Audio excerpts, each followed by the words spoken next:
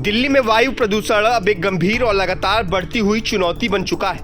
राजधानी की हवा में धुएं और हानिकारक कणों की मात्रा इस हद तक पहुंच गई है कि आम आदमी की सांस लेना भी मुश्किल हो गया है। खासकर सर्दियों में ठंडी हवा और धुंध के कारण प्रदूषण का स्तर और बढ़ जाता है। हाल ही में दिल्ली का एयर क्वालिटी इंडेक्स कई बार हैजर्ड्स यानी खतरनाक श्रेणी में पहुंच गया है। इसका मतलब है कि बच्चों, बुजुर्गों और श्वास संबंधी बीमारियों से पीड़ित लोगों के लिए यह हवा बेहद जोखिम भरी है। विशेषज्ञों का कहना है कि दिल्ली का यह प्रदूषण केवल वाहनों या धुएं का परिणाम नहीं है।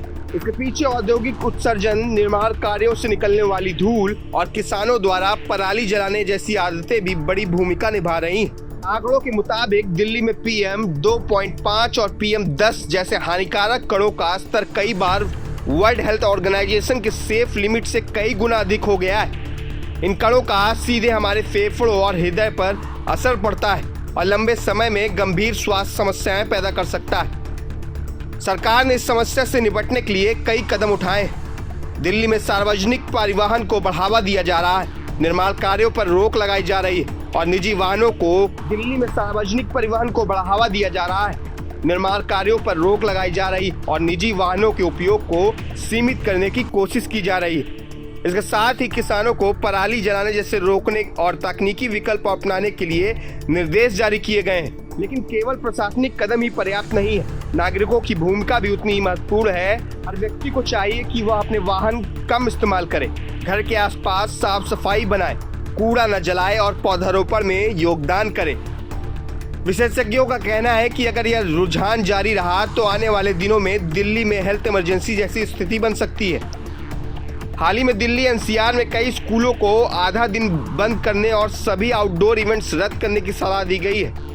स्वास्थ्य विभाग ने मास्क पहनने और एयर प्यूरिफायर के इस्तेमाल की सिफारिश की है। इसके अलावा अस्पतालों में सांस संबंधी बीमारियों के लिए मरीजों की संख्या में लगातार बढ़ोतरी देखी जा रही है। दिल्ली के प्रदूषण का असर सिर्फ राजधानी तक सीमित नहीं है, यह आसपास के राज्यों हरियाणा, उत्तर प्रदेश और राजस्थान तक फैलता है।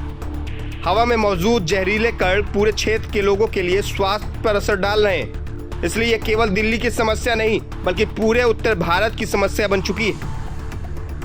इस गंभीर स्थिति को देखते हुए यह हर नागरिक की जिम्मेदारी बन जाती है कि वह स्वच्छ हवा के लिए अपने स्तर पर कदम उठाए।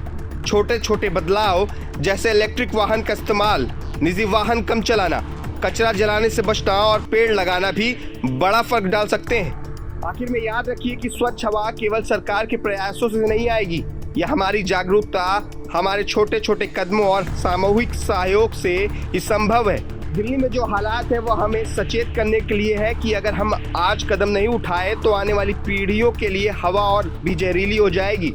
इसलिए अब समय है जागने का और दिल्ली को एक बार फिर से सांस लेने योग्य शहर बनाने का। मैं अभिषेक सिंह, प्रभात खबर से।